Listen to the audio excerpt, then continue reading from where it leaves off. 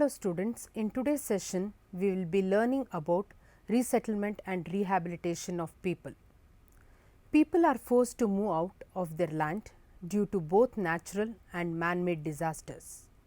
Natural disasters like earthquakes, cyclones, tsunami, etc. render thousands of people homeless and sometimes even force them to move and resettle in other areas. Similarly, developmental projects like construction of roads, dams, canals and flyovers displace people from their home. Thus, resettlement refers to the process of settling again in a new area. Rehabilitation means restoration to the former state. What are the major reasons for displacement of people? It can be due to natural disasters like earthquake, cyclones, tsunamis, volcanic eruption, prolonged drought conditions, floods, hurricanes, etc. Or due to man-made disasters as a result of industrial accidents like Bhopal gas tragedy, nuclear accidents like the disaster that occurred in Japan, oil spills like the Exxon Valdez oil spill, toxic contamination of sites, etc. Sometimes in search of better employment opportunity, due to developmental projects like construction of dams, irrigation canals, reservoirs, etc. or infrastructural projects like flyovers, bridges, roads, etc. or for better transportation facilities like roads, highways, canal, etc. It can also happen due to energy related projects like power plants, oil exploration, mining activities, pipelines, etc. or agricultural projects. It can also be due to projects related with the conservation of wildlife like national parks, sanctuaries and biosphere reserves. Now, let us have a look at the common resettlement issues. First, the meager compensation. The compensation for the land lost is often not paid. It is delayed, or even if paid, it is too small both in monetary terms and social changes forced on them by these mega projects. Next, loss of livelihood. Displacement is not a simple incident in the lives of displaced people. They have to leave their ancestral land and forest on which they depend for their livelihood. Many of them have no skills to take up another activity or pick up any other occupation. Usually, the new land that is offered to them is of poor quality and the refuge are unable to make a living. Lack of facilities is another issue. When people are resettled in a new area, basic infrastructure and amenities are not provided in that area. Very often, temporary camps become permanent settlements. This is also a major problem of displacement or resettlement that people have to face. Another issue is increase in stress. Resettlement disrupts the entire life of the people. They are unable to bear the shocks of emptiness and purposelessness created in their life. Payment of compensation to the head of the family often lead to bitter quarrels over sharing of compensation amount within the family, leading to stress and even withering of family life. Moreover, land ownership has a certain prestige attached to it, which cannot be compensated for even after providing the new land. With the loss of property and prestige, marriage of young people also become difficult, as people from outside villages are not willing to marry their daughters to the refugees. Another issue is increase in health problem. Lack of nutrition due to loss of agriculture and forest based livelihood lead to the general decline in the health of the people. People are used to traditional home remedies, but the herbal remedies and plants get submerged due to the developmental projects. Secondary displacement is yet another issue. Occupational groups residing outside the submergence area but depending on the area for the livelihood also experience unemployment. Village craft persons, petty traders, etc. lose their living. All the above issues finally lead to the loss of social and cultural activities among the tribal people and their existence in their own land. Now, let us focus on objectives of rehabilitation that should be kept in mind before they are given an alternative site for living. Tribal people should be allowed to live along the lives of their own patrons, and others should avoid imposing anything on them. They should be provided means to develop their own traditional art and culture in every way.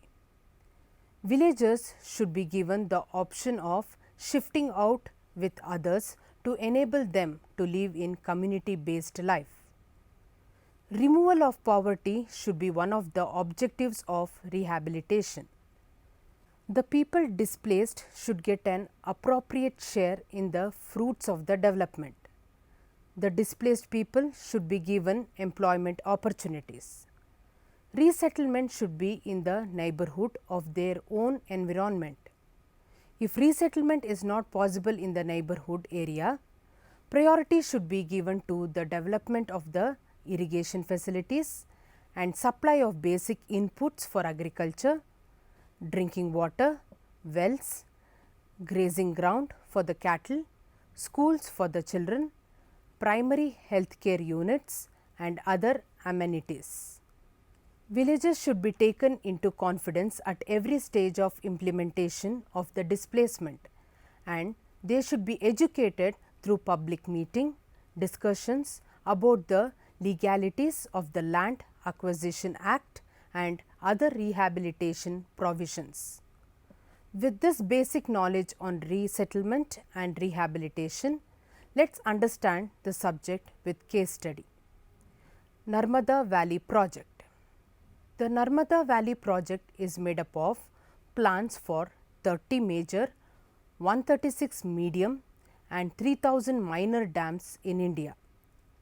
Sardar Sarovar project, also known as SSP, in the state of Gujarat, and Narmada Sagar project, known as NSP, in the state of Madhya Pradesh, are the major constituents of Narmada Valley project.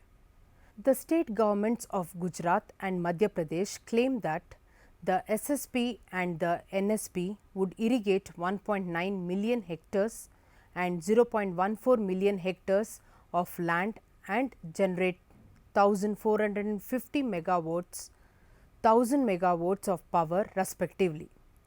The hydroelectric power of the SSP would be shared by the states of Gujarat, Maharashtra and Madhya Pradesh. The Sardar Sarovar project will submerge about 10,000 hectares of forest land.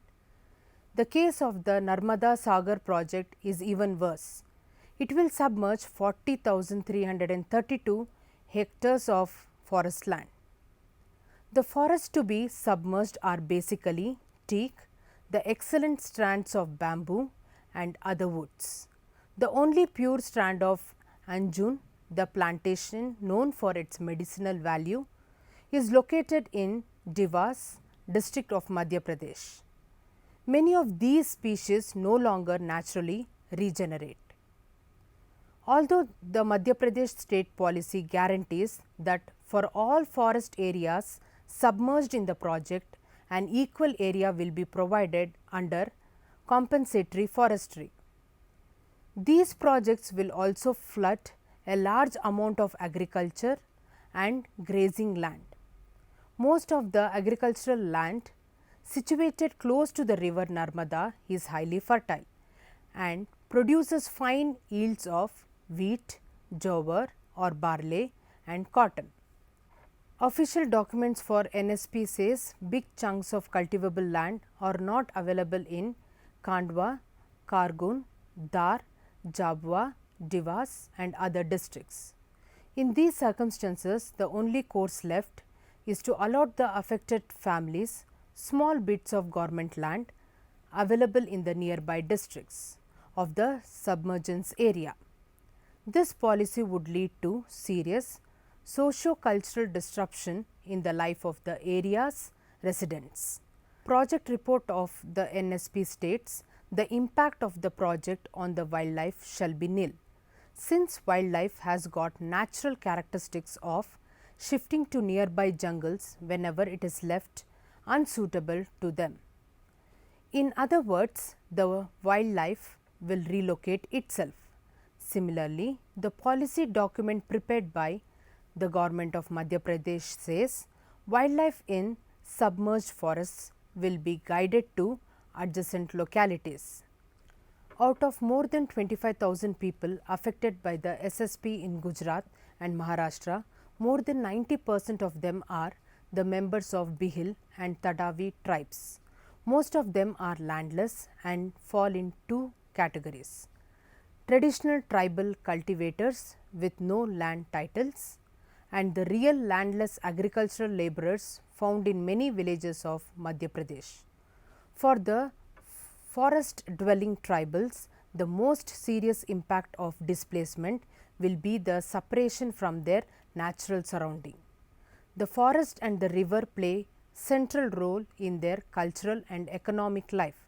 Neither will be present at the resettlement site. There are resettlement and rehabilitation benefits for project affected families, especially for scheduled tribes. Each project affected family of ST category shall be given preference in allotment of land. Each tribal shall get additional financial assistance equivalent to 500 days of minimum agriculture wages for loss of customary rights or usage of forest produce. Tribals will be resettled close to their natural habitat in a compact block so that they can retain their ethnic, linguistic and cultural identity. Tribals shall get land free of cost for community and religious gathering.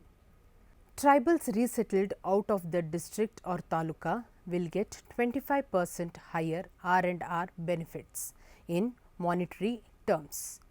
The tribal families residing in the project affected areas having fishing rights in the river or ponds or dams shall be given fishing rights in the reservoir area. Tribals enjoying reservation benefits in the affected zone shall be entitled to get the reservation benefits at the resettlement zone. Now, let us see the basic amenities to be provided at resettlement zone. While shifting the population of the affected zone to the resettlement zone, the administrator for resettlement and rehabilitation may as far as possible ensure that in case the entire population of the village or area to be shifted belongs to a particular community, such population or families may be resettled in a compact area so that socio-cultural relations or social harmony amongst the shifted family are not disturbed. In case of resettlement of scheduled caste, it may be ensured that they are resettled in sites close to the village. The project affected families shall be provided the basic amenities and infrastructural facilities at the resettlement site as per norms specified by the appropriate government. It is desirable that provision of drinking water, electricity, schools, dispensaries are provided in the resettlement sites. With this, I hope you had a good insight on resettlement and rehabilitation of people. Until we meet again, goodbye.